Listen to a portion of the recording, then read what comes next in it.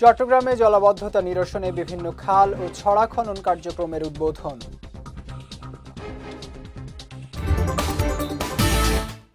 এবং পটিয়ায় মাদক মামলায় ২০ বছরের সাজাপ্রাপ্ত পলাতক আসামি গ্রেফতার।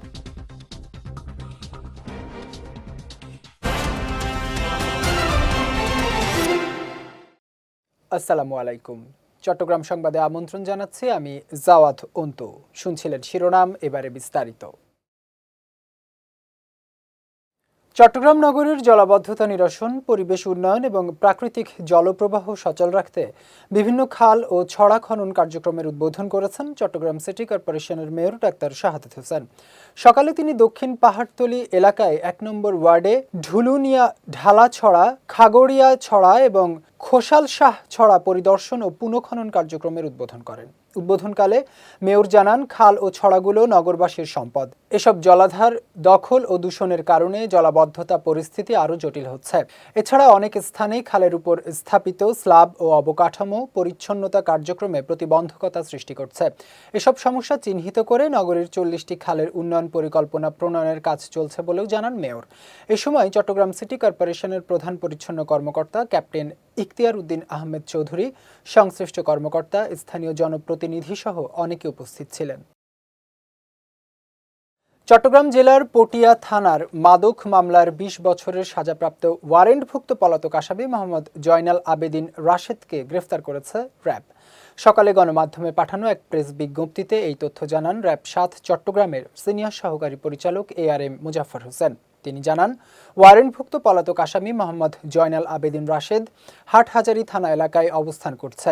এমন তথ্যের ভিত্তিতে গতরাতে র্যাবের একটি দল ওই এলাকায় অভিযান চালায়। অভিযানে গ্রেফতার করা হয় জয়নাল আবেদিন রাশেদকে।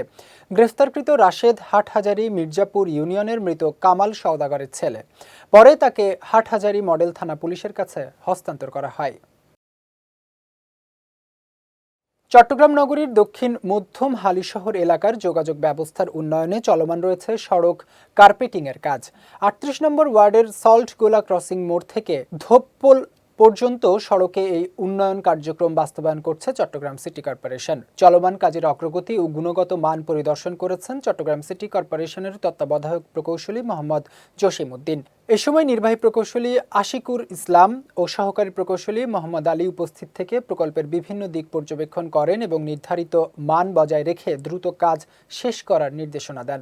পরিদর্শনকালে স্থানীয় সমাজসেবক, গণ্যমান্য ব্যক্তি ও এলাকাবাসী উপস্থিত ছিলেন।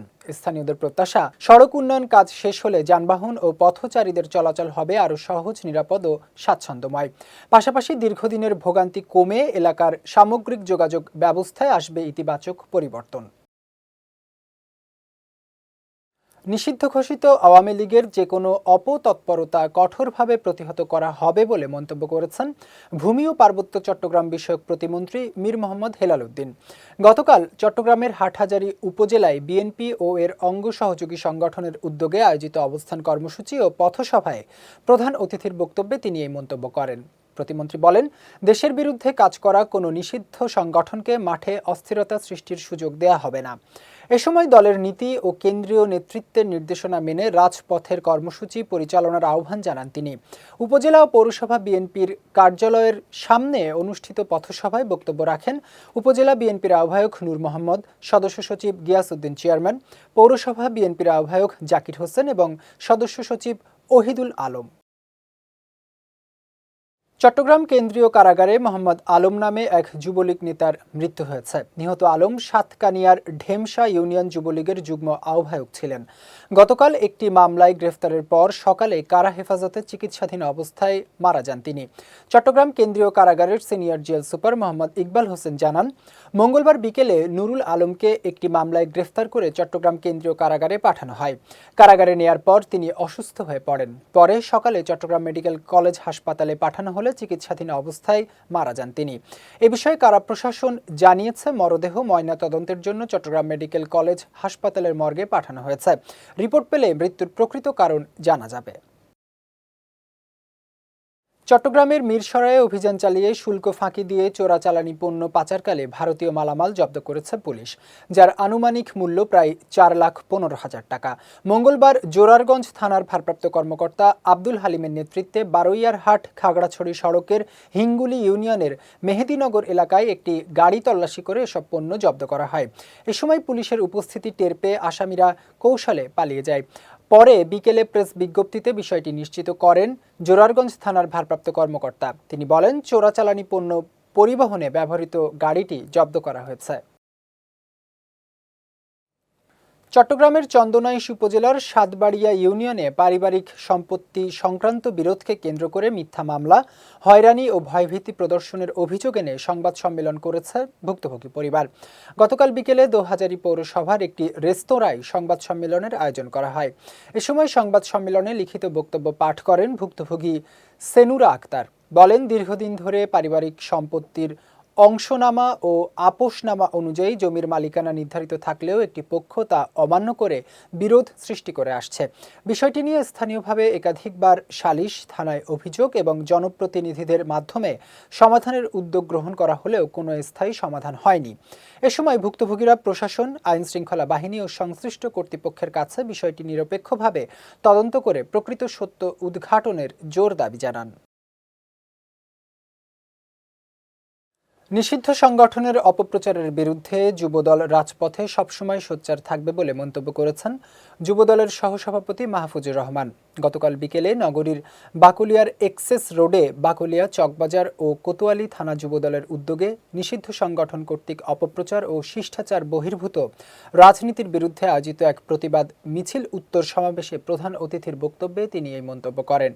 বলেন, দেশের গণতন্ত্র পুনঃপ্রতিষ্ঠার লক্ষ্যে দীর্ঘ আন্দোলন সংগ্রামের মধ্য দিয়ে জনগণ একটি গণতান্ত্রিক সরকার প্রতিষ্ঠা করেছে।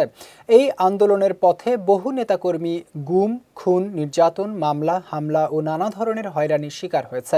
বাকুলিয়া থানা যুবদলের সাবেক আহ্বায়ক ইসমাইল হোসেন লেদুর সভাপতিত্বে সমাবেশে প্রধান বক্তা ছিলেন চট্টগ্রাম মহানগর যুবদলের সাবেক সাধারণ সম্পাদক মোহাম্মদ শাহেদ।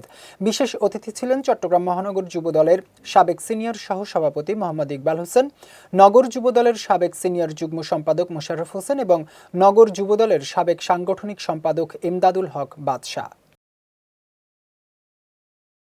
সীতাকুণ্ড উপজেলার একটি মসজিদ থেকে দীর্ঘ ১৩ বছর ধরে ইমামতি করা এক ইমামের ঝুলন্ত মরদেহ উদ্ধার করেছে পুলিশ। গতকাল রাতে উপজেলার সোনাইছড়ি ইউনিয়নের বাংলাবাজার এলাকার রাজা মিয়া সওদাগর জামে মসজিদের দ্বিতীয় তলার কক্ষ থেকে মোহাম্মদ আমির হোসেন নামের ওই ইমামের মরদেহ উদ্ধার করা হয়। মসজিদ পরিচালনা কমিটির সাধারণ সম্পাদক মোহাম্মদ ইফতেখার আহমেদ জানান, মঙ্গলবার আসরের নামাজে তিনি ইমামতি করেন, তবে মাগরিব ও ইশার নামাজের সময় তাকে মসজিদে দেখা যায়নি। দীর্ঘ সময়েও ফিরে না আসায় স্থানীয় মুসল্লিরা তার খোঁজ শুরু করেন। এক পর্যায়ে মসজিদের দ্বিতীয় তলায় ইমামের কক্ষের দরজা বন্ধ দেখতে পেয়ে জানালা দিয়ে উকি দিলে তার ঝুলন্ত মরদেহ দেখে স্থানীয়রা পুলিশে খবর দেয়। খবর পেয়ে পুলিশ মরদেহ উদ্ধার করে ময়নাতদন্তের জন্য হাসপাতালের মর্গে পাঠায়। চট্টগ্রামের সন্দ্বীপে আইনশৃঙ্খলা কমিটির মাসিক সভা অনুষ্ঠিত হয়েছে। সকালে উপজেলা পরিষদের সম্মেলন কক্ষে এই সভা অনুষ্ঠিত হয়। সভায় সভাপতিত্ব করেন উপজেলা নির্বাহী কর্মকর্তা আমজাদ হোসেন। সভায় ফেরিঘাটে চলমান বিশৃঙ্খলা, মাদকদ্রব্যের বিস্তার, চুরি ডাকাতি, সন্ত্রাসী কর্মকাণ্ড ও চাঁদাবাজি প্রতিরোধে প্রয়োজনীয় ব্যবস্থা গ্রহণের উপর গুরুত্ব আরোপ করা হয়। একই সঙ্গে ভূমি সেবা, স্বাস্থ্যসেবা এবং রাস্তাঘাটের উন্নয়নমূলক কর্মকাণ্ড সঠিকভাবে বাস্তবায়নের লক্ষ্যে বিভিন্ন প্রস্তাবনা উপস্থাপন করা হয়। সভায় সহকারী কমিশনার আব্দুল্লাহ আল মামুন, সন্দ্বীপ থানার অফিসার ইনচার্জ সুজন হালদার, উপজেলা বিএনপির আহ্বায়ক অ্যাডভোকেট আবু তাহের সহ বিভিন্ন সরকারি দপ্তরের কর্মকর্তা, স্থানীয় ও রাজনৈতিক ব্যক্তিরা উপস্থিত ছিলেন।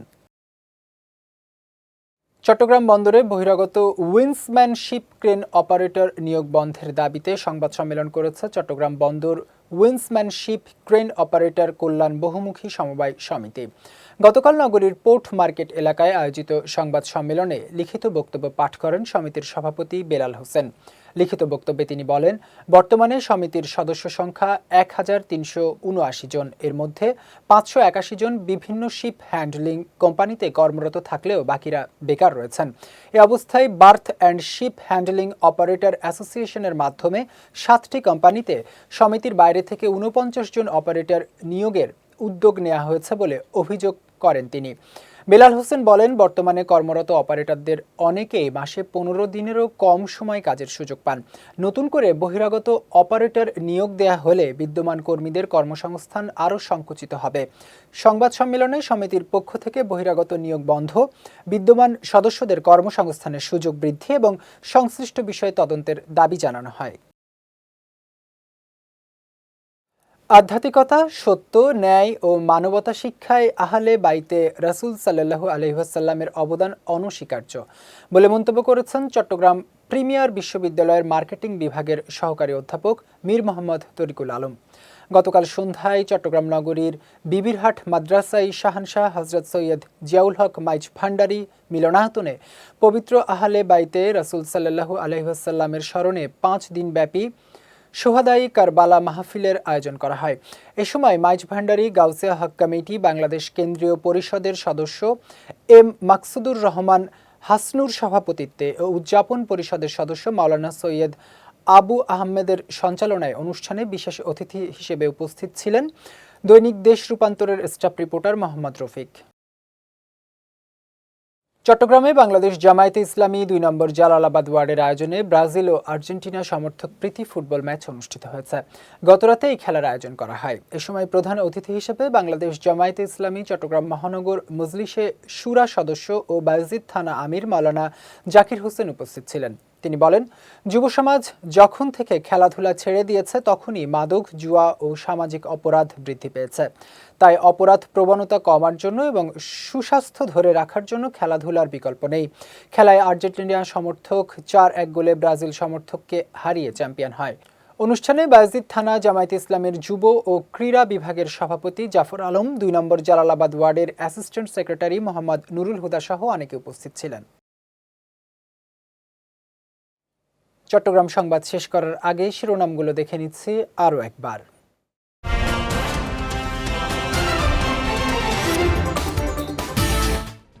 চট্টগ্রামে জলাবদ্ধতা নিরসনে বিভিন্ন খাল ও ছড়া খনন কার্যক্রমের উদ্বোধন।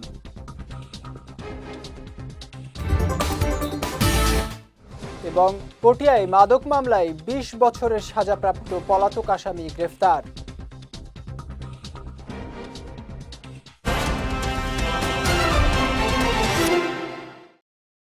চট্টগ্রাম সংবাদ শেষে আজকের মতো আমি জাওয়াদ অন্তু আপনাদের কাছ থেকে বিদায় নিচ্ছে। রাত 9টায় আমাদের পরবর্তী বিজয় রাতের সংবাদ দেখার আমন্ত্রণ রইল। এছাড়াও আজকে চট্টগ্রাম সংবাদের ভিডিও দেখতে পারেন আমাদের ইউটিউব এবং ফেসবুক পেজে। আমাদের ইউটিউব হলো youtube.com/bijoytvofficial এবং আমাদের ফেসবুক পেজ হলো facebook.com/bijoytvlimited। এতক্ষণ সঙ্গে থাকার জন্য ধন্যবাদ সবাইকে।